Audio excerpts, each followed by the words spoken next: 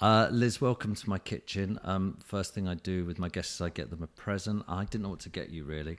And I thought I'd get you something. I just saw this the other day. I thought it looked interesting. Smoked olive oil. How much do you cook? You know me so well. You really do. I thank you so much. I didn't expect a present. I like that's me all over. Is it? Yeah. Oh, good. South of France, that's where I grew up. I love olive oil, and also I love to cook. That's really sweet. Thank you. Your background is amazing, as in your ethnicity. Yes. I can never say that word. Ethnicity. You just said it. It's perfect. Tell us about your combination Complete mix. Yeah. So a French Martinican dad, a Trinidadian mum with an Indian father, and a Portuguese mum who was half Portuguese, half Chinese. There's Welsh in there somewhere. There's Arawak Indian, so Caribbean Indian. There's 5 generations, 6 generations ago, slaves in my heritage. Probably almost every continent, if not all. So what do you feel like then? What's your identity? This is going to sound so cheesy, but a citizen of the world, is what I end up saying when I have a proper think about it. And the other thing is, my family wasn't... We've always moved around. My parents are divorced, so we were always moving around from a young age. So I'm also not really tied to a particular country. I mean, France is where my heart is, because it's where I grew up as a kid. But all my formative years were in Ireland, and yet I could live anywhere. Which national anthem are you going to wander towards when it plays? Which one are you looking at? Kind of the French one. French. I still have a French passport, you know. Yeah, you must have such a weird take on the world, though, in comparison to other people. Like you must look at people who are very nationalistic as quite a strange thing for you to. Do you know, that's a really good question, and it's a comment, and it's true. It's a bit of a head scratcher. A certain aspect of identity that I don't tend to have because of, you know, the sort of the family upbringing, but also because of how many races are in me, you know, what I'm made up of. And certainly at this moment with this whole us and them resurgence, I just despair, because we are so tightly connected. We are so closely related, you and I. Yeah. It's absurd to even think about gene-wise how different to think about how different 100%. We are, even though, you know, identity and pride of your country is important. For me, I see the whole thing as one tiny globe with a bunch of idiots at the moment, you know, bashing each other over the head over lots of nonsense, who are just really one and the same. Yeah, I think we did a podcast on genes, and we are all very close to each other. That is true. I think what's happening at the moment is community's broken down so much that people are grasping onto community in any way, shape, or form. So I think a lot of the Brexit thing is people going, you know, where's our community? Let's stay British, or let's go British, or let's, you know. And then other people on the Remain side are going, we want to be part of Europe. You know, this is where we want to do all our trade deals and all that sort of stuff. And people are desperately trying to work out where they fit in. And I think there's a lot of fear out there as well. So you end up, I mean, when I was growing up, there was a lot of them and us stuff going on as well, coming over here, taking our jobs, all that sort of stuff. It's sort of filtered out in the good times. And now the bad times about with recessions and climate change and everything else, everybody's sort of thinking, you know, who can I blame? And it's part of this cyclical thing. I mean, the now that the human race sort of we live longer, we don't die at 30 anymore. We're seeing things in fashion, politics, everything just sort of come up again. Like, we're not original enough to have other arguments in a way. It just feels like that. A little bit. And also I think because of my job, because I work, you know, looking at sort of conservation of the planet and all species, including ours, I just see the whole thing as one big entity that is also inextricably linked, that it's all... I don't want to poo-poo having a sense of pride about who you are and where you've come from, but for me, it's like, it's just one big rock. Yeah. You know? Agreed. Yeah. Agreed. You've changed my life dramatically.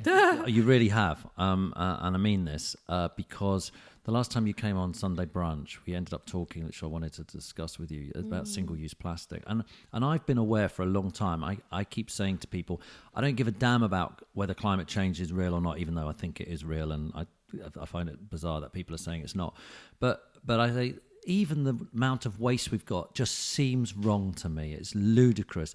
But then you started talking about single-use plastic a lot, and I can't stop noticing it now. And I like buying, I was just saying to Mark before you came here, I like buying fruit and vegetables. And they come now. If you want to buy berries, like, let's just say Marks and Spencer's. I know Waitrose and everyone does it as well, and Tesco's and Sainsbury's. But they're putting them in plastic to protect them. That's one use of plastic. It's ludicrous, isn't it? It is. And it's interesting that you should say, now that you've sort of had more conversations about it, that you see it everywhere. It's almost shocking and absurd. It is absurd. How prevalent it is, how pervasive it is. I remember, being somewhat aware of it years ago when I was filming in Indonesia on a beach, and we were filming a geology story, but the beach was just strewn with plastic. And I was thinking, what's going on here? Like, why are they dumping so much plastic here? I didn't understand where it was all coming from. And it's only when I was starting to research the Drowning in Plastic documentary that I walked into my local supermarket, and it hit me like a ton of bricks.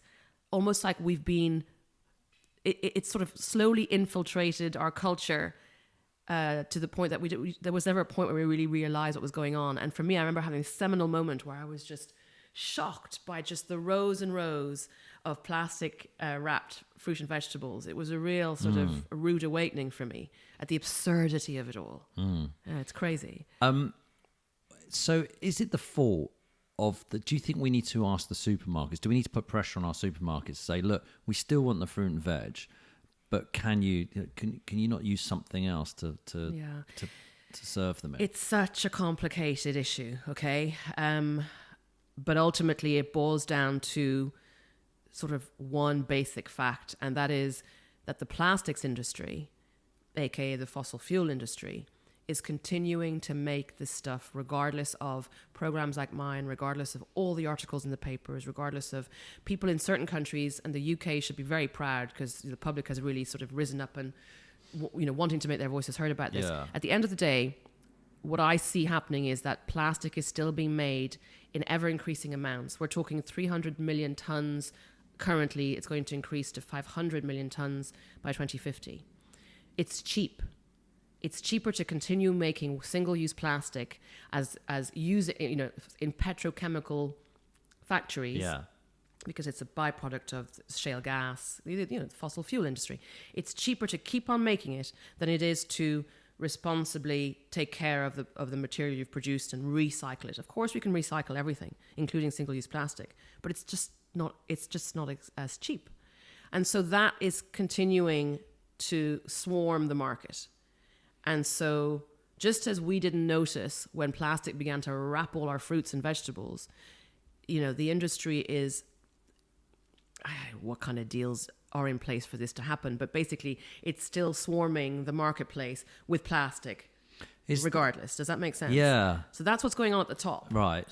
And as the general public is beginning to be aware of just the damage it's causing to the oceans, we're all trying to do our bit. We're trying to change our plastic habits, which is laudable and noble and important. But when I was researching all of this, I was thinking, we can't do, there's only so much we can do. There's too much of the onus put on us. Unless, the plastic industry stops, then we're never going to get out of this crisis.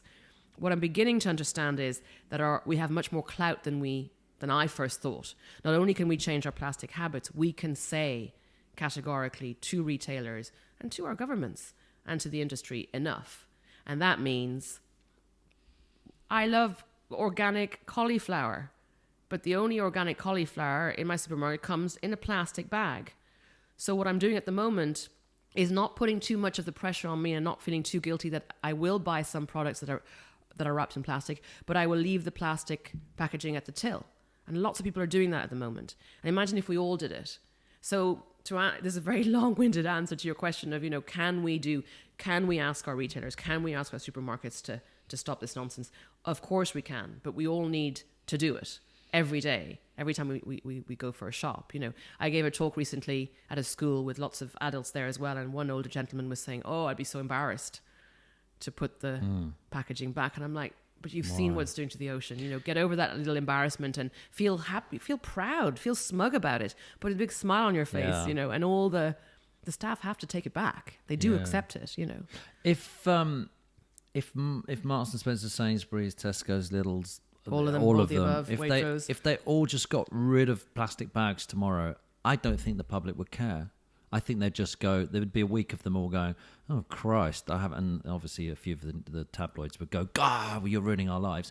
But I think after 2 or 3 weeks, they'd go, right, I need to take a bag, I'm going shopping. My waitress has done it already. Well, got rid of plastic bags? Yeah. They're you not can't supplying, get one? no, which is pretty amazing. Meanwhile, they have rows and rows and rows and rows of plastic wrapped everything still. So let's not get too excited. But I took a picture of it. I put it on Twitter. I said, well done, because that's quite something. There's this, and the blame game that happens as well. The consumers, it's what the consumers want. They need a bag. They're going to complain. All of that nonsense. At the end of the day. Yeah, but I wouldn't. No, neither would I. No. Even if some people did, get a plaque, yeah. I mean, there are some lame arguments about, hygiene. I posted something in from America. I was in a Holiday Inn in Texas. Everything was wrapped in plastic, right? So in your bedroom, you've got like plastic cups wrapped in a plastic bag, plastic sachets, for sugar, plastic around a plastic straw. And I posted something about it. I said, good Lord, like it was overwhelming how much plastic was just in that little corner by the coffee machine. And somebody said, but it's hygiene. I'm not going to touch something that isn't hygienically wrapped in something. And I was like, did anybody used to die of just ceramic cups and glasses in hotels? There is a lot of nonsense being spouted from all corners. We've lost some of our sense of just logic and reality about things, But what I noticed as well is the blame game is brilliant. The consumers want it. We wouldn't be supplying it otherwise, and vice versa, What was interesting about that, you were talking about that Twitter thing, is Holiday Inn replied to you. And do you see that? And but you now have the power, and then you No, but I didn't realize it was an automated thing. I was so naive. It? Yeah.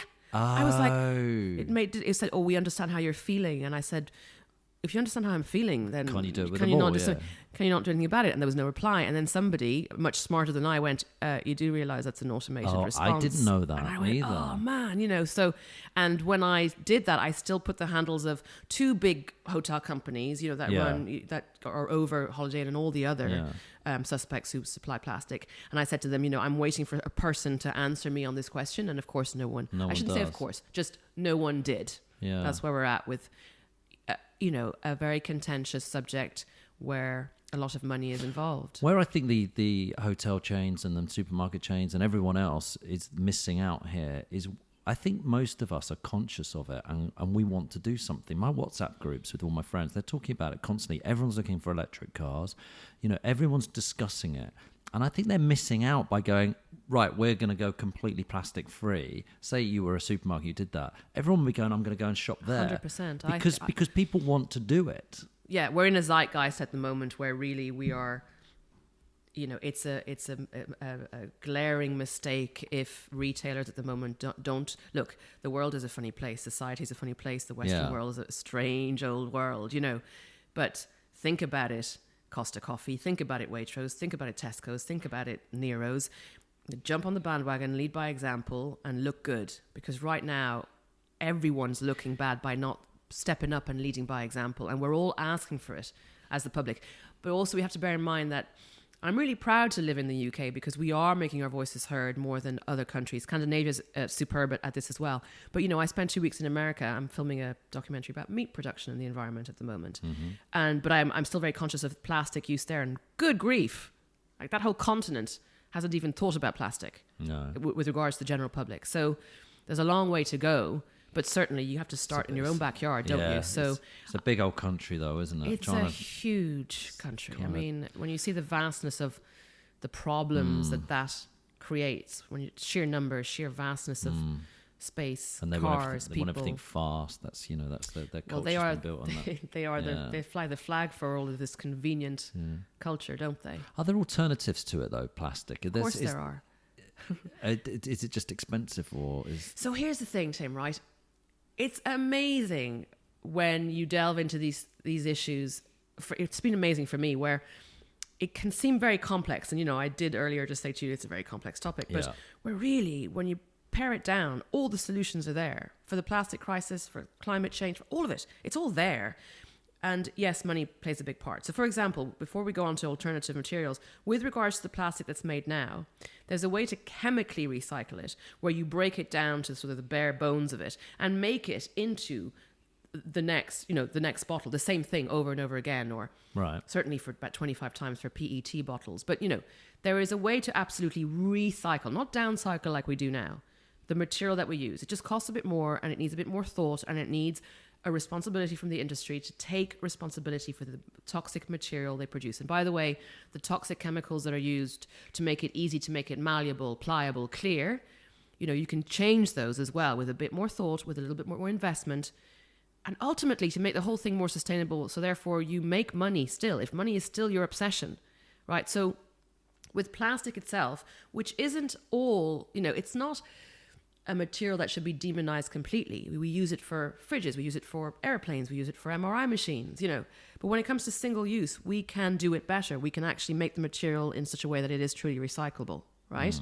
And then when it comes to alternative materials that are ultimately going to be more eco-friendly, that are made from bamboo or seaweed or hemp. Yeah, is there like a plastic made of seaweed that's like it resembles plastic, but it's biodegradable? Yes. Right. So that's where it gets a little bit complicated. Right. A lot of companies have jumped on the bandwagon and said, we've made this from sugarcane and it's completely biodegradable. So Right. sometimes it's not completely biodegradable because it's got some chemicals in there as well that stop the process from being biodegradable. But when we think of biodegradable, we basically think of it like leave it on a bit of grass and it'll completely dissolve into the grass. Yes. And it's all organic and it's all great. That's not really the case. Right. It really should be called compostable.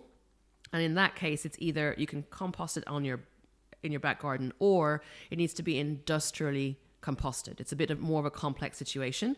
It needs heat and it needs other factors to make the thing become completely organic and goes back into the soil. But at the moment in this country, we don't have adequate food collection facilities, which is where this material would go.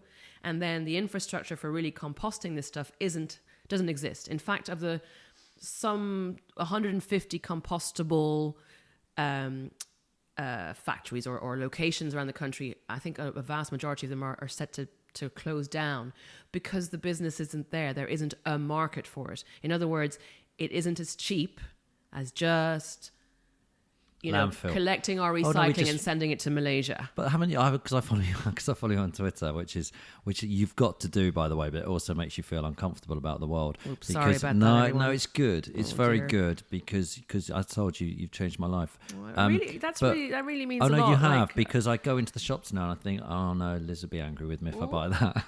I don't want to be that ranty woman though. You're not but I don't think you are a ranty woman. I think you're just opening our eyes to how ludicrous single-use plastics. And other things. I remember writing just really quickly a blog about the wildlife photographer of the year a couple of years ago that I have the huge honor of presenting. And the winning picture was this really difficult picture of a rhino with its horn completely cut off, right?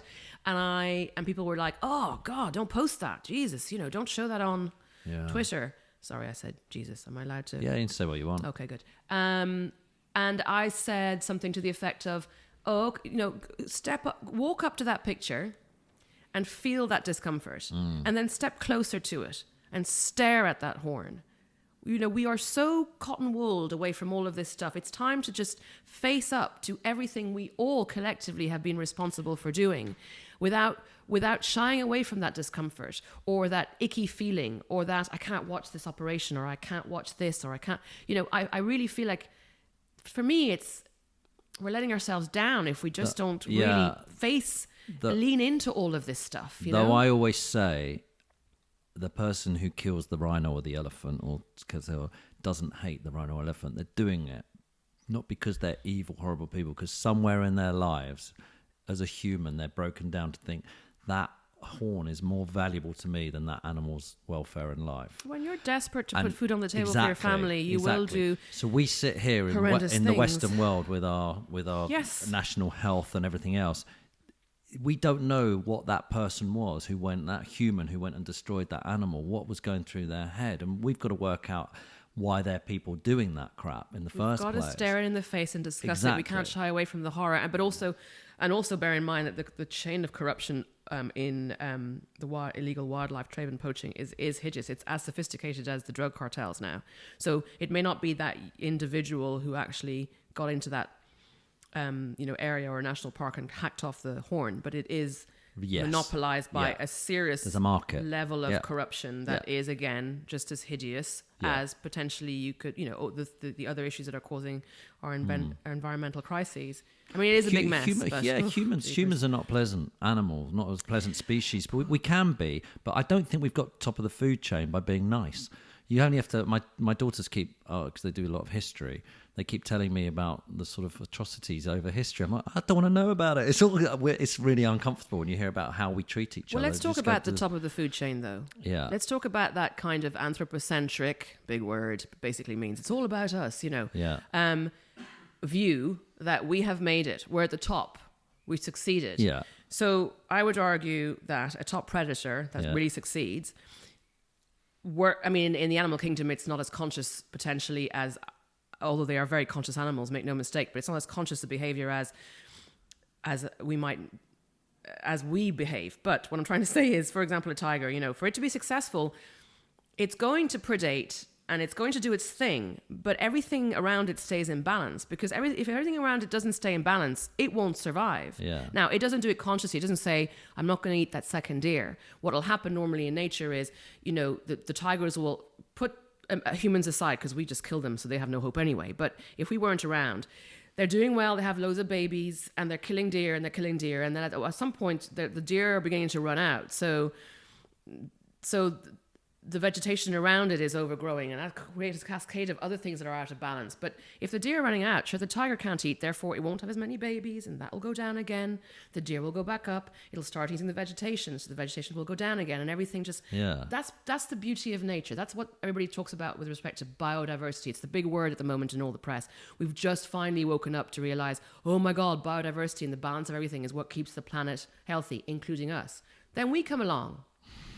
Top predator, we're at the top of the food chain, we're doing super well. First of all, we've been here at the blink of an eye, right? Compared to some reptiles and other animals that have been here for millions, if not billions of years, millions of years, certainly. And we're successful, are we? Yes, we can build amazing things, and we've got computers, and we are extraordinary. But we are very quickly, in geological time, killing ourselves because we just don't know how to be successful really in order to survive as a species. That's where we're at right now. Well, interesting. We're killing off everything that can kill us, including disease. So we're getting rid of all that. However, we might kill ourselves. We're killing off everything. We're killing off some things that might kill us. But more importantly, we're killing off everything that supports us, that keeps us healthy. We're wiping out everything willy-nilly. Some of it, arguably we could have all died, but most of it. But when you're using the tiger analogy, and then sort of the tigers stop having babies and stuff, when we eventually wipe ourselves out, the insects and stuff will still be here. Well, the planet will be fine. It'll recover and bounce back. Yeah, it will. We'll just be gone, but we might be AI by then anyway. So we might just be. We might just a whole be, other world of pain. I'll come back for that conversation. We might just be code. But that's the way I see it. Maybe it's my conservation training. I just look at us as just another species that, yes, absolutely is incredible. And I'd love to go back to that thing about, we can be terrible, but I also have had the amazing experience of spending time in the company of the most extraordinary human beings on the planet. So therefore, that's the only reason why I'm still here doing what I'm doing, because there is hope, because we can be astounding. But overall, we're a bunch of, we're not exactly, I don't know that we have the right to call ourselves the most successful species, because we're doing it in sort of a kid throwing its toys out of the pram and just being very brusque about it all, and actually destroying ourselves incredibly quickly in the process. Maybe, but we're also, I imagine our instinct is to survive. There's very low infant mortality rate now. Yes. 100 years ago, there was a lot. We're learning to survive, and I think that's our major instinct, which is why I say the guy who kills the elephant doesn't hate the elephant. It's doing it to survive, whether because we've invented money now, which is a strange thing, ruins our lives potentially, doesn't give us purpose.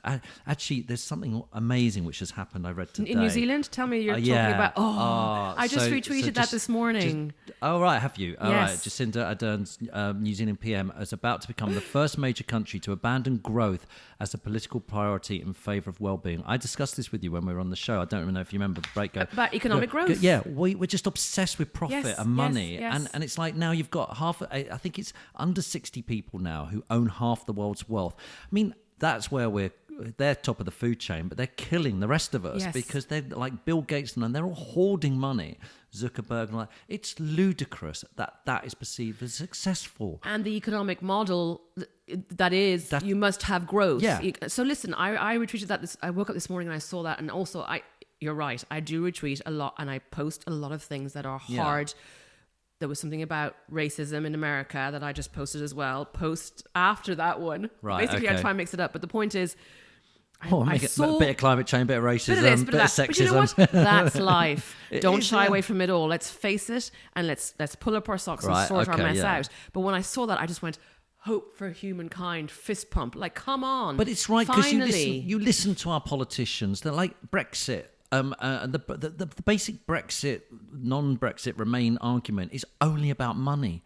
And every time someone switches on the TV, as a politician going money, money, money, money, money, you go, why are they voting Brexit? Because they're not happy. But then it's like, we'll make more money here, but we'll make more money doing that. And I know people are listening to this going, yeah, you're right, Tim, you got money. But it's like, as a culture, it's the wrong way as a society. I believe it is the wrong way of thinking about it. It takes someone, the New Zealand PM, to actually say, look, let's change the way we feel about it, and then maybe we can sort of distribute it all better. I just think it's beautiful. Oh, you're saying so many things I want to jump on. There's so many things to talk about there. You know, have you seen Knock Down the House? No. Everyone watch Knock Down the House, please. It's about, it's on Netflix. It's about 4 women who decided to run for Congress, one of whom has made it, Alexandria Ocasio-Cortez. Yeah. I have a girl crush on her, number 1. She's the most extraordinary person, number 2. And she's now in Congress. Yeah. She's a congresswoman in New York. Just watch it. No, I'm not going to say anything else, but just, it's about being part of the political system without getting any corporate funding. Oof, there's an idea. And it just gives you hope. That, married with what's happening in New Zealand, you know, there's hope. I'm still having conversations about the plastic problem, and you know that the lid has been lifted off the amount of plastic, dirty plastic, unrecyclable, whatever that means, because that's the recycling myth, plastic that goes to Southeast Asia, right? Everybody's talking about it. A woman, you know, who is in the part of the circular economy and engaged in the conversation, which is always a good thing, said something to the point of, but plastic waste is a global business. And I said, well, that's the problem right there. We're even making the waste a business. And once we prioritize in every aspect of our lives and our livelihoods and our society, economic gain and economic growth, not only to sort of move into the future, but also to sort of solve the problems that mindset has created, we're never going to solve these environmental crises, right? I think that's where we're at with this. But what's fabulous is that I think there's a glimmer of hope with respect to people actually having the courage to get into politics and play a different game, number 1. And 2, a leader in New Zealand saying, we are going to prioritize well-being over economic growth. Yeah. To me, that is just... I suppose people say, what does well-being mean? Well, I think, yes. What does it mean to you? Well, what does it mean to you? What does it mean to me? It means to me, first of all, planetary well-being, right? It goes back to this whole, the tiger and the balance of nature, and this whole biodiversity thing, which I understand is still quite difficult to grasp sometimes, but really and truly, if the planet isn't healthy and ticking over, we are not healthy and ticking over, and we won't survive, period. That's well-being. Everything needs to be in balance and thriving and happy. And also, I think she means as individuals, with our families, with the way we work. And Scandinavia has approached this, right? 4-week days. Working days, where the productivity has increased because our well-being has increased. So I think it comes from a planetary scale all the way down to us and meditation and breathing and prioritizing other things over working ourselves to the bone. But there'll be people listening to this who go, sod you two talking like hippies. I want money. I want to go on holiday. I want to buy Christmas presents for my kids. I want to put food on the table. Yeah. I'm not interested in that. I want profit. I need to get in a company. It's all about going on holidays. Hopefully not as many plain ones as, I travel for my job, to film these things, to tell people what's going on around the world. I'm very conscious of that. But it doesn't mean never having holidays or having Christmas presents. It means without burning ourselves out, where your children won't be putting Christmas presents under the Christmas tree. Okay. I think well-being means community. Again, and that means we're looking after each other, and I think that's what it means. It means we're sort of saying, okay, so you're a boss of a company. I interviewed Bruce Daisley, who's the European vice president of Twitter on here, and Johan Hari, and both of them have said that, you know, when you're in a workplace and you feel like your boss is a dictator and all the money you're earning is going straight to them, and you're not happy, you're not content in your life. So if you can make it so you're in a community in your workplace and you all feel like you're putting in and you're all getting something out, and I think that's where we're missing. I think that's what's happened with Brexit. I think people are thinking it's very easy to sell the story, you're paying lots of money into Europe and not getting any back, and vice versa, you know, both of the arguments. But I think that's what people want, and I think that's what well-being is everyone looking after each other. You've taken it to the climate level, but which is fine. I've taken it to the kind of a planetary level, yes, but I agree with that. Start. I mean, you're right. But it's tough to look across borders, isn't it? Because we need to. 100%. In the last election, I was so angry because the three things that I think are important are climate change, global politics of all descriptions, a nuclear weapon, which is going to potentially kill us. We're at a crisis with it all, but people don't seem to realise that, and AI.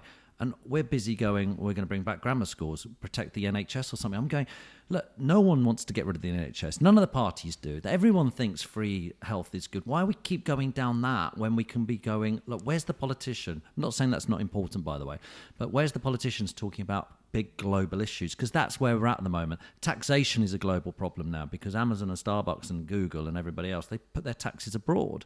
So we need to work with other countries to look at all this, but we're still stuck in little Britain in a way. Yeah, so, oh God, you're brilliant. So, like, we could talk for hours on each and every little sentence you just said, right? And I think the whole well-being thing boils down to individual, even at home, what you prioritize in your life, yes, to in your workplace, to then the bigger picture of what's going on with your government, in your town, in your city, in your MPs, with your government, then on a planetary scale. And for me, what it all boils down to is our obsession with economic gain and growth. You know, I argued on a panel once, and I had all these people just sort of staring at me going, what are you talking about? What about if there was a limit to how much growth the company could have? In fact, once it reached arbitrarily 3% growth, it stops. It's capped. There is no such thing as continuing to grow. What would happen to the world then? Oh, it wouldn't work because, the whole thing would collapse. And I mean, this is a massive issue, right? If we're really going to stare all this in the face from the point of well-being all the way out to like sort of a sustainable future for us, we need to have a long, hard think about how this whole system works. And I'm not the person. I'm not an economist. Yeah. I don't even know what they're called.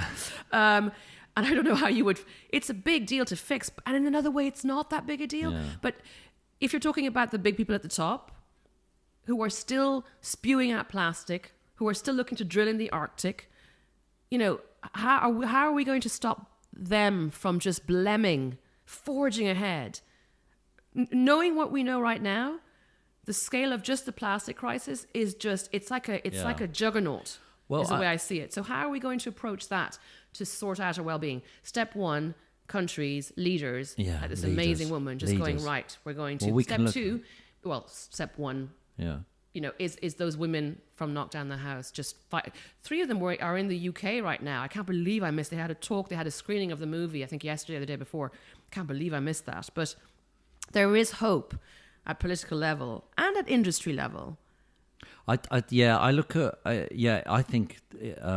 think industry level is most important. I think business is where it's at because I think they're ruling the world at the moment. They're the ones traveling the world. They're the ones involved in world politics because they're the ones deciding what, Amazon's huge. Yeah. So Apple. But who's rubbing up who the right way with respect to what a company like Amazon might be allowed to do? The packaging on Amazon, everyone realizes is a joke, right? Yeah, you order, I don't know, a SIM card or something. It comes in a huge, great big box, with plastic inside it as well. Everyone knows that, and they've got the ability to say, I'm making this up, by the way, as I go along, and I'm completely out of my depth with this whole conversation. But I do think we're talking about it, which is the important thing, because people will be rolling their eyes at some of the things I'm saying here, definitely, because I'm a bit ignorant of the facts, but I know things are wrong. But they've got the ability in Amazon to go, right, we're not selling anything. They're so powerful. We're not selling anything which doesn't have a good carbon footprint. If they did that and put a percentage on the carbon footprint, things would change dramatically because everyone needs to be on Amazon because otherwise you haven't got a business anymore. They could do that and they could change the packaging. Tim. Like you might say, I don't really know what I'm talking about in some cases, but for me, from my experience, and sure, I haven't a clue about economics either, so I'm talking off the top of my head, but in another way, when you just start to kind of open your eyes about, where the plastic buck stops or what other buck stops, some of it is very logical, right? Yeah. That creates longevity and sustainability in that company and popularity and etc. I don't know where. I'll give you an example. When during the Obama administration, he tried to pass a law where the plastic producing companies would have to really take responsibility for the material they produce. So in other words, the polluter pays. Don't pass the tax on to the consumer. You have to invest in collecting that and bringing it back. And those companies threatened to move to Mexico, right? Yeah. So the thing collapsed. So who chicken or egg? Who's running what here? Does the government have to impose laws? But is the government restricted because those companies are run by those big, 1% of the planet that really do run the show at the moment? The big industry fossil fuel guys? That's kind of where I keep on looking and thinking, how do we as the general public start to chip away at that?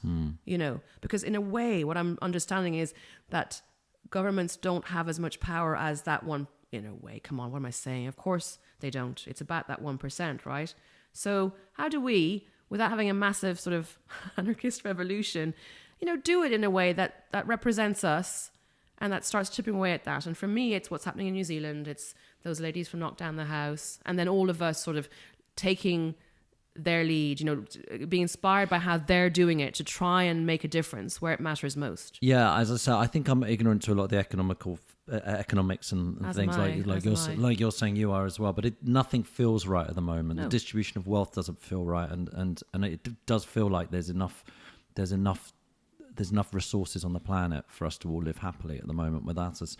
But what's the other thing? What it feels like is what I was saying to you about single-use plastic. Since we've gone in the area I live, we've gone recyclable. So you have one thing for paper and one thing for plastic, and then it used to all just be in a black bin liner, right? So you couldn't really see what you're throwing away. You just go, oh, I've got 2 this week, I've got 3 this week. Now you're actually seeing it in the flesh. I think it's been really good for us because I'm looking at I look at my neighbours and I think, oh my God, I mean, one of my neighbours drinks a lot of wine, but I'm looking, I'm going, oh, Jesus, look at all that single-use plastic. All my meat often comes, because I want convenience as well. It all comes in. So that's when I feel guilty and bad, and especially because I've got Liz Bonnin in the back of my mind going, well, I've turned into that person. No, you haven't. I was saying something earlier actually, and we never got round to it. But you tweeted something not so long about Malaysia sending the plastic back. Why are they sending it? They just don't want it anymore. It's not that they. Okay, so first of all, you're talking about developing countries that are trying to, make a living and potentially may not be as. What am I trying to say? What's happened there is that it's been done sort of illegally as well. You've got people there taking it in illegally, right? And then the government takes a look at like these piles of illegal dump sites, and there's a problem there. But also you've got to think about developing countries trying to up their game and raise the economy in the same way as the West has. So it's a big problem. Right. China stopped taking in our plastic last year, the year before. They were taking it. The problem was it's twofold: a set of developing countries trying to grow their economy versus the developed world that is unregulated with respect to what it's exporting.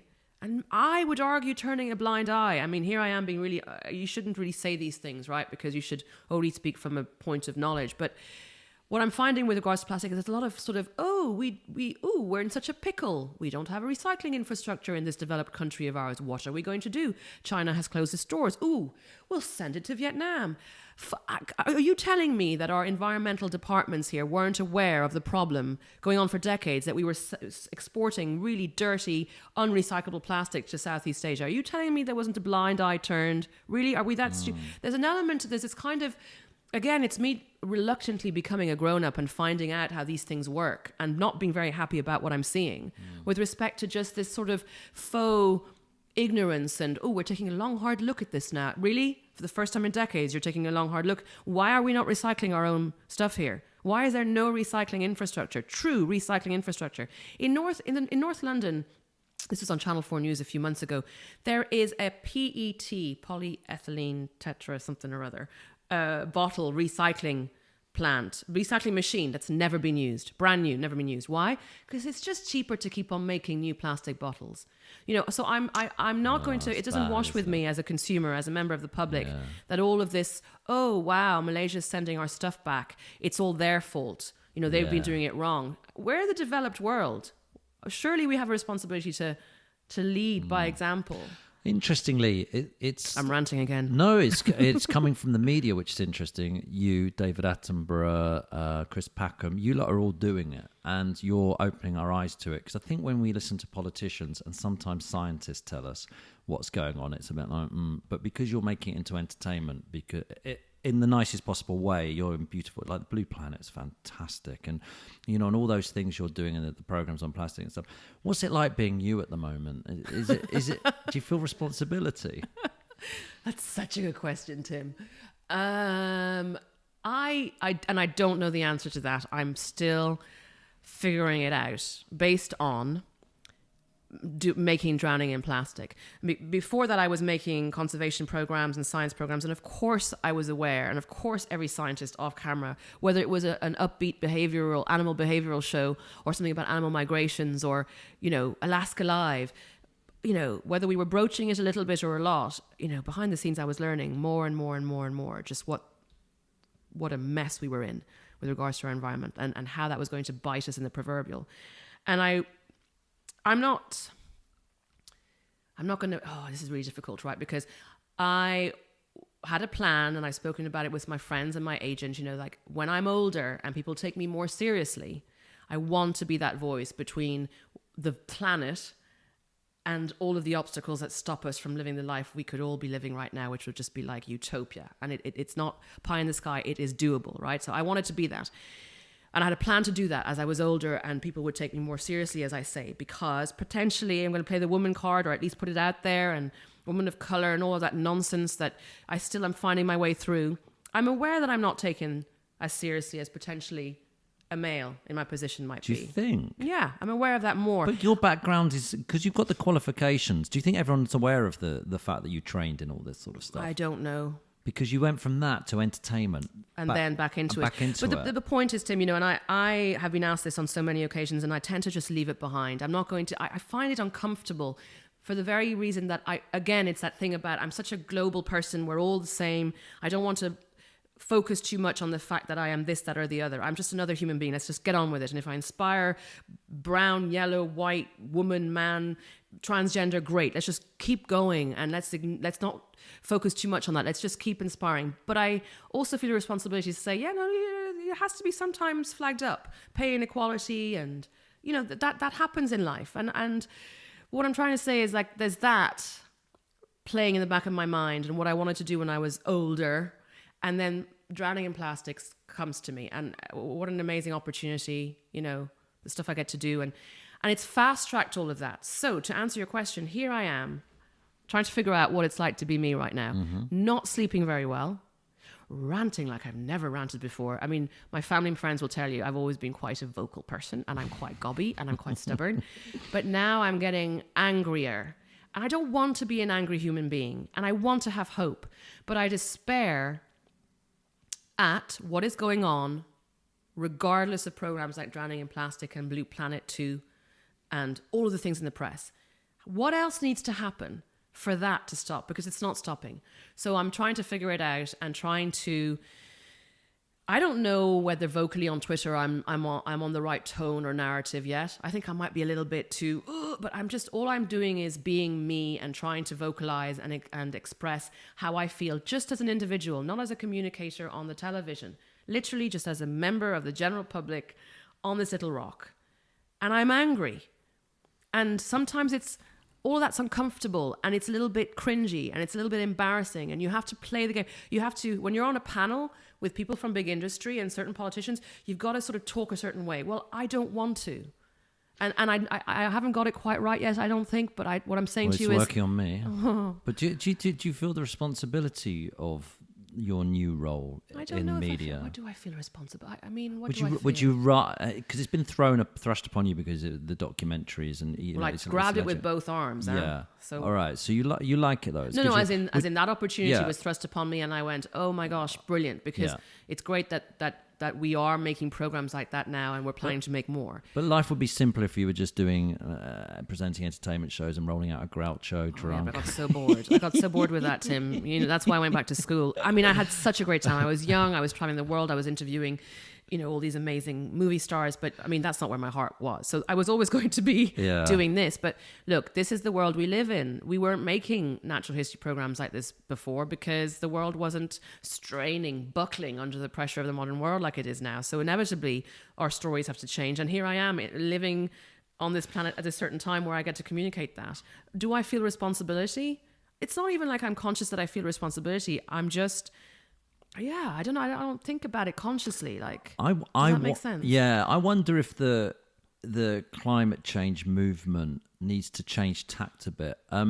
My thought process on this, I've got a lot of theories, by the way. My thought process on this is we're being sold, ever since Al Gore, we've been sold this world of we're going to destroy ourselves. We're dead. We're basically gone. It's the people keep saying we've gone past the point of no return. The tipping point. We've done it all and everything like that. It's quite a tough thing for a mere human being to go, okay, we've got no life. I've got 3 children. They're not going to have a life, and you know they're not going to have a world to live in. And you know, Elon Musk going, let's go to Mars because we've ruined this one. Let's get in. Look. Progress, science, etc. is amazing, but can I just say about the Mars thing? Yeah. So what you're telling me is we haven't learned anything here. We've ruined this this peach of a planet compared to Mars, and we're going to go to Mars and live in caves, and we're not going to beat each other over the head for the nicest cave. Like, we're not going to go ruin that in a much more hostile environment. Yeah. I just find the whole thing a little bit I'm silly. always intrigued if you go to Mars whether the Earth laws count, or whether I'll be able to just murder people and not get a prison sentence. No, I'm on Mars. Hey, no one said yet that we're not allowed to murder people. Great movie, great. I can see it now. Yeah, like it writes itself, doesn't it? But it? I wonder, like we look at Brexit, say, just because we've seen this, or Trump, they're good examples at the moment. Maybe the climate change needs to sort of organisation needs to start selling us a future with clean society rather than constantly saying negative. You're going to die. The oceans are going to fill up. There's going to be the ice caps are going to melt. Tsunamis are going to happen. Everyone's dying. But every Tim, species of animal. But rather than sell that, why don't they go, look, this is what you can have, a world which is this, and then we can all I'm buying into it anyway, as you know, but everyone can start buying into it, and companies can go, this is the future the public wants, this is it, this is where we're going, the utopia as you talk about. Why are we not seeing images of that? We're only seeing images of the oceans falling apart because or filling up. I'm not going to become like, it is conspiracy theory kind of, land. Back in the 70s, 80s, scientists were saying renewables, they're the way forward. Yeah. The entire media, the world over, sold us, it's not going to be ready on time, so just keep going. Why? Because the fossil fuel companies, this is all, I know I'm being kind of quite controversial here, control the media. Including other They areas. Don't anymore, though. We control it. You're controlling me by tweeting. Well, yes. So I'm watching. I'm getting Times direct. Are changing. Yeah. Times are changing. We're not getting tabloids don't have the impact they have anymore. But Fox News. I mean, come on. Well, we have them all. CNN, Fox. We've got the Daily Mail online here. The Sun. What I struggle with is Guardian. Everything. All of media, a lot of media, the majority of media, not all, is biased. So that in itself, when I found out that papers were biased towards a certain party many years ago, I was shocked. I went, what do you mean? And people laughed at me because I couldn't believe that was legal. So what I'm saying to you is that scientists have, isn't that really naive of me? Yeah, but scientists have been talking about what needs to happen for us all to have a utopic life here. But nobody allows that to come out because that means that we would have stopped fossil fuels and we would have made our voices heard or tried to make our voices heard before now. We haven't been, it's always been there. We're shouting it from the rooftops, but we're not getting a platform in the same way as what's manipulated and dampened down. That's the does that make sense? Yeah, but by the way, newspapers aren't biased towards a party. They're biased towards the pound. So they see where their niche is. So the Mirror goes, I'm going to go for the socialist pound, and the Mail Online are going to go, I'm going right wing. Very good right point. Right but obviously pound. that's based on politics and who it is. But they're going, everyone's got confirmation bias, so the climate change deniers are busy searching around the internet going, where's my I've read this, yeah, there's a scientist down there in Peru who says it's not true or whatever, there's an American guy who says that sort of stuff. So we're all looking at that, and I think what's happened with the media now is they're clickbaiting everyone, because that's how they can the only way to keep their businesses going is by doing this right. So for me, how did it get to that point?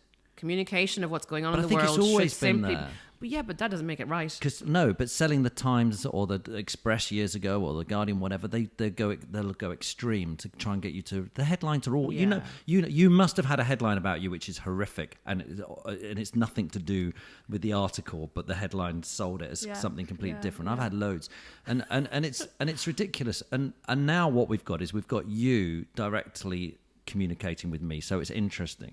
So that's what I'm saying. It's changing. But if we can get enough of you to sell us the news story, you'll soon have the people with the pounds who are trying to make the pounds, the newspapers and stuff, going, hey, there's pounds in the good story and the utopia story. I wonder if I think it's really interesting what you're saying. I see it as I don't understand what else we need to sell in order for people to understand what a wonderful world we can all be living on. I don't really, it's pretty much self-explanatory. I would have thought that if we stop this, then we're good to go. If we make our oceans clean, then everything works and we've got oxygen and we're good to go. Like, that's what we've been saying for years, for decades. Oh yeah, but I'd like to look into the news online and see the amount of stuff telling us we're going to die in comparison to the amount of good stuff. So why do all news outlets, why is that prevalent? I don't have the answer to that. It's not because the balance isn't there, Tim. Because we like negativity. I don't know, because we end up watching serial killers on No, but I think there's more to it than that. And I hope I don't come across sounding like some child who doesn't really understand how the world works, but there's more to it than that with respect to how we share news on this planet. Is it about a certain amount of more of control with respect to what the big players up there are doing in order to keep making their money? Because all of the positive stuff is out there. I stopped watching the news a long time ago. Is that really irresponsible? Probably. No. But I'm over it. No. I want to stick to... No, because there's an agenda on all the news. So why is there an agenda, and why is it all negative? And why are we, as members of the general public, not being sold the beauty of what could happen in order for, as you say, us to kind of get it and move on more? I don't know that... Well, all I'm saying is when you look at Brexit, you had two sets of people. One going, we've got a great future in this country. We're giving all our money to them. If you don't do that, we're going to be brilliant. We're going to deal with China and the rest of the world, and we're going to do it. And the other one's going, if you leave Europe, okay, you're all going to die in poverty. Trump, we're going to make America great again. We're going to be brilliant. We're going to rule the world. We're going to do that. Clinton is just going down the same rhetoric as they always have done. In the Democrats Party, which one's winning? The ones who are selling the positive story. And I'm saying we all believe in climate change, or most of us do. And then you've got the climate change deniers. Let's forget them for the time being, because I don't even know why I'm giving them the voice here. But then you've got I'm just sort of feel any minute now the planet is going to implode, and I don't feel like I can do anything about it. I understand that. I get it. If you're telling me I get a Tesla car, it's going to be really good for my life. I'm going to, everyone in the streets go, wow, look at Tim. He's so cool. He's in a Tesla. I might buy one. I hear you. And that's what we all need to hear. But the steer isn't, we have no control over the steer. Those of us who want to celebrate what it can be like are not getting as much of a voice globally in the media. Why? We can't control that. Why? What is going on with respect to the sharing of information that keeps us all petrified, ostracized, fearful, us and them, in order for what? The top 1% to continue what they're doing in a way that allows them to, because we're all so disenfranchised, angry. What's like this?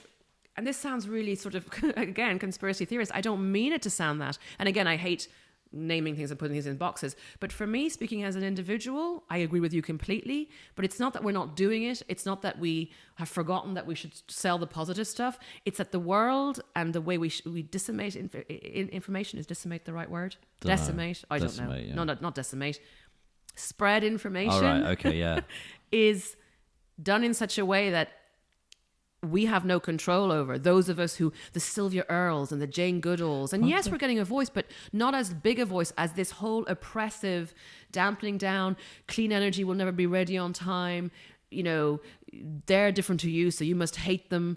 Keep everybody fearful. What's that about? I don't know how that works. I don't know who started that juggernaut, that snowball effect, but that's what prevails. I wonder if you can do a program on it. The future, how we could be. It could be quite a nice idea, like a Tomorrow's World thing of this is how we could go shopping. You know, we can see it. You know, because I know be all animated because it's not that's real. But I know. But we could do it. You could do it in that way. You could do it to sort of say, look, this is what you could do. This is how it could work. Yeah. See, I'm in this real conundrum. I like food like everybody else, and I like eating quality produce. But I'm not sure where I stand on something coming from South Africa for me to eat, because it's got to travel a long way, and I'm not sure whether that's a good thing that I'm eating that because I like the produce and I'm helping their economy or doing whatever, and I feel like I'm part of a global society now, or it's a really bad thing because it's had to travel in a plane in plastic. Should I just be eating British? By the way, I only ever eat British apples. I insist that they have a Union Jack on the label or I won't eat them. No, they're good fruit. Apples are good in the UK. So I try and buy as much British, but I'm not really sure, and I don't think any of us really sure what we're doing, what the steer is on this. Should we be eating avocados? We don't grow those, do we? No. I don't know. So I think that brings up this really interesting, the topic of trade and how that has developed over our history, and why it's important and to whom it's important for, or whatever. And, you know, again, that plastic waste is a global business. We trade in plastic waste. We trade in all sorts of things, including food. What would happen if we stopped doing that? Oh my God, the whole economy would collapse, would it? How else could we run our countries? You know, and I don't know the answer to that, but it raises a really important question. To which I have no answer. I'll just finish on this. I want to get onto our questions. But I've given you the questions, haven't you? You know the questions. Ask everybody. I didn't see them, but you're going to have to hit me with them. I did send them to your agent. I'm so sorry. I've been traveling like a lunatic, so yeah. Well, I'll try them with you, and if you can get them. But I've just got the final thing I want to say is we get a lot of animals on our show, and I'm funny actually about it because I say I don't want to touch them because I don't think they want to be touched by me. So, but the guys bring them on. They're good people who look after them because I know you obviously do a lot with animals. But the sad thing, apart from insects, which are thriving and seem to work really well, not bees, but the other ones. Which ones? What do you mean, are thriving where? Insects. Around the world, insects are still doing all right. No, they're not really. No. Aren't they? No. Oh. Sorry to rain on that parade too. Okay. No, but everything is collapsing, Tim, every animal is just... You're like, and then, humans are killing them here, and because we're eating into this part of their environment or something like that. And it's like, it's just such a sad thing that we are just wiping everything out. So I'll give you a really brief example. When I read my research before I go traveling, I'm always putting little angry faces, little happy faces. Yeah. It's kind of my visual way of learning sometimes, but a lot of the time I'm going, Jesus, all the things I'm reading. So we're going to South Africa to film a story about penguin colonies, you know, the African penguin, that are, you know, drastically reduced in numbers because of overfishing, but also because some of that fish is used for fish meal to feed cattle that they're going to eat, right? But as I'm researching the history of the African penguin and why the numbers are going down, there was a thing about they used to nest in all of their guano. So on their colony sites, they just like poop a lot, and it's called guano. And it creates this very stinky, soft bed of mushy poop that they then lay their eggs in. So it gives them a nice little soft cavity, secure cavity, as opposed to laying an egg on a rock. And back a couple of decades ago, I can't remember exactly, maybe in the 1970s, we scraped all the guano off all the rocks on the coastline in order to use it for fertilizer.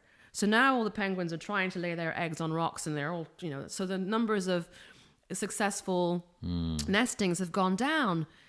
So I'm researching a completely different story about why they're going down, and I'm reading this aspect of it too. Like at every turn, we are just raiding, taking, what can we use this for, and ruining the planet. It's crazy. So I put a big Jesus beside that one as well. You know, it's nuts. Well, there must be growth in something. Disease. Hopefully, hopefully disease is coming along so they can kill us off. Oh, dear. All right, let's ask you the questions that... Should I have looked at these? Should I have kind of prepared some? What are they difficult? What are they? No, I'm scared not. now. Well, no, honestly, they're not. But we'll give it a go. If Sorry, you can't Tim. I should have done my homework. I apologise. What one piece of advice you'd like to give our listeners that has been invaluable to your life? One, yeah. Have you got one? trust yourself. And if you don't know how to trust yourself, find a way to practice trusting yourself. Everything has to start from you. And I learned that quite late in my life. I didn't trust myself for years. Once you trust yourself, everything seems to fall into place in an almost magical way. Learn to love yourself and trust yourself. I've known you for quite a lot of years. I think you look the most comfortable ever when you come on the show now, because you're talking about things that you're so passionate about. I think you've really arrived and found your purpose. You look like a much more complete human being than the rest of us who are knocking around in entertainment. I love you for saying that. Can I say that it's not just because of finding... I love my job, and that plays a huge role in why I get out of bed in the morning and I feel like I have a purpose on this planet. But also it was more... Thank you for saying that, because on a personal level, I've done a lot of self-growth and I meditate in the mornings. Right. So as a scientist, with a very pragmatic, I'm very kind of tough and very, work hard. I learned to just take a step back and just take care of me. And I've never felt more content with myself. So that plays a part in it too. But thank you for noticing. I love you even more for saying that. Have you got a quick meditation tip? Find the one that works for you, because lots of people say to me, God, I sit there, my mind wanders and I can't, It took me a while. My sister runs a meditation center in New Zealand, and when I first used to go over from my hectic life, I'd go, here, this is all, like, get away from me. They'd all be holding hands, singing, and I'd be like, what is this? And I sat in onto a woman's retreat because I was there visiting, and I went, and over the years I was like, oh. And now when I sit and meditate, it's like a warm blanket. It's do you chant? No, okay. I breathe. All right, okay. I listen to chants sometimes. There's some nice things you can listen to, but no, I don't chant. I breathe. Next question: what's the biggest mistake you've made? Oh my God! Do you know what, can I just give you the answer to that? The biggest mistake I've made. No, but it made me laugh because I don't know whether you're going to like me saying hilarious. this. Oh no, wait! You have to whisper it to me first in case I don't like what you're going to say. No, because it was brilliant and people went mental. Oh no, you're not. Go on. I know what you're going to say. Go on.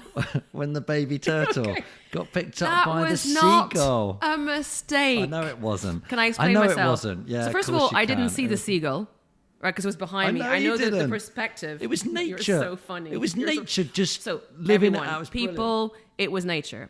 We did have a film in episode 1 where we didn't release, they all came out of the nest. 70 went out and a few got picked off. We didn't show it in the film. And I think perhaps that was a mistake on our part, because it's part of the cycle. And I say to the scientist, oh God, look at this. She goes, and I say, I saw little chicks with their little fluffy brown chicks with little spots. Yeah. The gulls chicks, they need to be fed too. Mm-hmm. So of course, as my big goodbye, and I had practiced this noble ending of why we must protect the planet, the seagull was literally almost giving us the fingers going, yeah, I'm taking this. I mean, you have to laugh. So and I don't mean to be disrespectful to the wildlife, but... Liz released a little baby turtle. It was crawling into six of them. And as she was doing her last piece of camera, a seagull came, took the turtle and went off with it.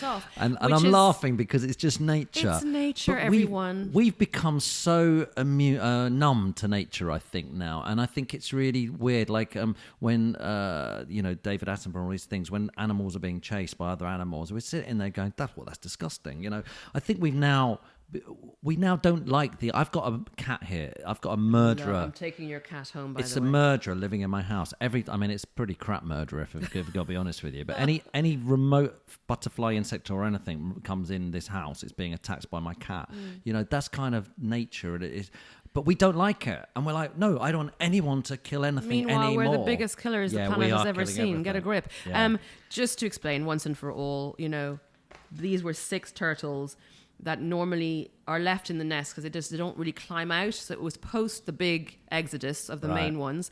It does happen at dawn and dusk. It does happen during the day. We didn't orchestrate it or ask her to hold on to them and then release them later. The seagulls do predate on them. That's nature. I didn't see the seagull behind me. If I had, I would have commented on it. Everyone relax. It's the cycle of life. But I was trolled for the first time properly. Yeah, I'm a turtle killer. I've got turtle blood on my hands. And because I was so knackered for about 3 days, I took it personally, and now I'm over it. Yeah, I did, because I was really. We were getting up. I shouldn't have brought it up then. No, don't be silly. I'm so over it now. And I'm glad you brought it up. We were getting up at crazy o'clock. And you pointed out that if you actually place the turtle in the sea, they have to crawl in. It has to walk to get that kind of drive.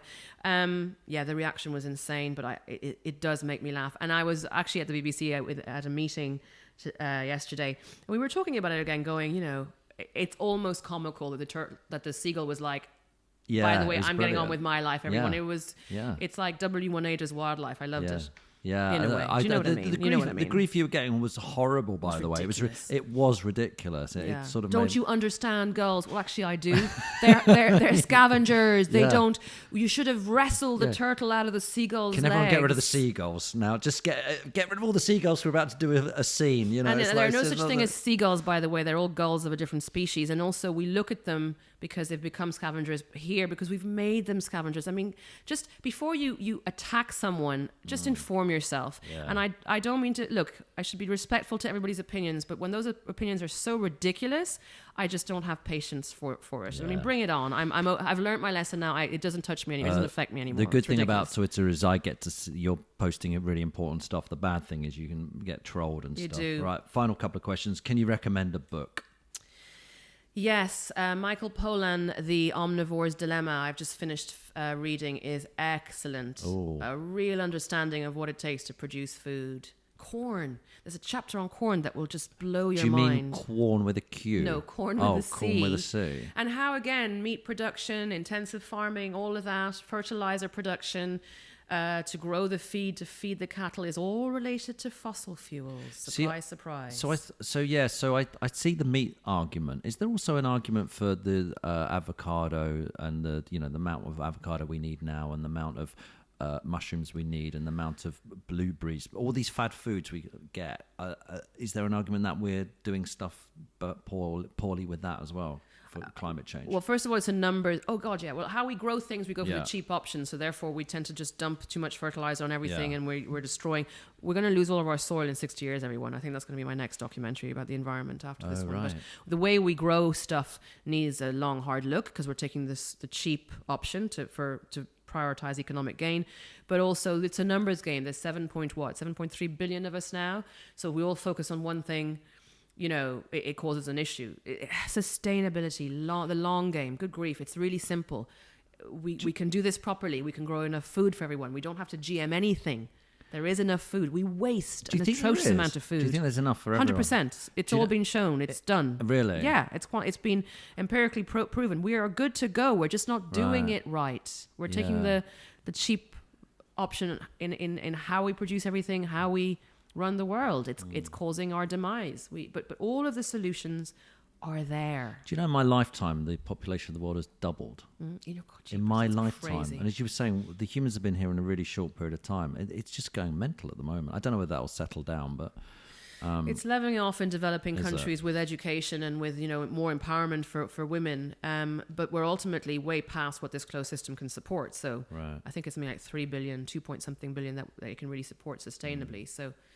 But we have the technology and we have the science and we have the awareness. We have all the solutions. That's the bit that I keep on banging my head against the wall about. I want you to make the documentary about the solutions. I think that would be really powerful. Right, I'll talk to my commissioner. I think you should, to say this is what we could have. I think it'd be nice to actually see someone go, this is the life without all the waste and without everything else. Yeah. This is what we could have. And I think so we can buy into something big like that. But again, forgive me, I just thought it was obvious. I thought that, and maybe it's not, and it's our responsibility to communicate it more clearly. No, because people are going, they're taking away my plastic bag. How am I going to carry my food home? That's things like that, or my apples. Or what do you get in plastic containers? Everything. My figs. Everything. All my figs are going to be bruised. Listen, it's like the guy talking about the hotel and saying, "Well, it's not a sterile cup otherwise." But I'm going to get then, disease. Tim, it would have to be, I don't know, a 25-part series to go back to brass tacks, because you have to sort of reason with logic first. Does that make me sound really impatient and intolerant? I don't think it need to be 25 episodes. I think you could just do one of like, this is a lifestyle, and you could talk through through changes which we could do to make. Anyway, final question: what's the meaning of life? Don't laugh. Come on, yeah. Oh my God! You've got all the answers. Come on, let's. I don't. I mean, I can be personal. You know, the meaning of life is, there is no meaning to life. Why does there need to be a meaning to life? Because otherwise there's no point in me getting up tomorrow. That's part of our problem, isn't it? We have to justify everything and make it understandable because we're so flipping scared. For me, really and truly, the meaning of my life is, it's going to sound, okay, this whole tree huggy thing, I'll take it, or, I'll leave it. But I have had the absolute most blissful experiences I will ever have just sitting amongst nature. I mean, we don't need a God. Yeah. We don't need heaven. We don't need miracles. This planet is a flipping miracle. Like, it makes me well up just talking to you about it, because it's in every cell of my body how I feel about that. I get shivers just talking about it. And I'm lucky that I've been to places that are pretty spectacular. But my God, like, my park, like Kensington Gardens right now, the green of the trees is just scintillating. It's so beautiful. The squirrels running around, like, that to me is the miracle of life and the meaning of life. That's it. The utter privilege of being alive and being able to absorb that and see that and go, oh my God, the whole thing is just good. We are the meaning of life. We're a miracle. Like, that's it, period. If we need more than that, we need to take a long, hard look in the mirror and rethink what we're looking for. If you're feeling down, go and sit in nature. Go and sit in the woods, sit by a river, sit in a field, sit in a park, do something like that. And if you've got a clear sky, look up. Because then you look at the stars, you realise. Why do we need anything more? And instead, we're hell-bent on finding another meaning to life, which has usually got a dollar bill on it, and ruining all of that as a result. Like, how much have we got this wrong? Chris Packham, a couple of days ago on Springwatch, was talking about the power of nature and how actually scientists are showing, like, really and truly the benefits of it that are, much more quantifiable now. I mean, it is pretty extraordinary. And, that man nails everything he says so beautifully. But that's it. That's the meaning of life. There doesn't need to be anything else. I love Chris. Can you ask him to do the podcast? I will. I love him. Listen, thanks. I've taken up far too much of your time. I know you've got to go off and do some work now. So if people want to follow you, where's the best place? Twitter or Instagram? I still don't really... all of them? I don't understand Instagram. I'm not quite good enough at it. So basically Twitter is where I really just share everything that I care about and that I want other people to know about, whether they care about it or not, and sometimes I do have a rant, and I'll try and be a little bit more positive sometimes as well on there. I think you're doing perfectly well. Thanks a lot, Liz. That's brilliant. I really enjoyed that. Good. Thank you.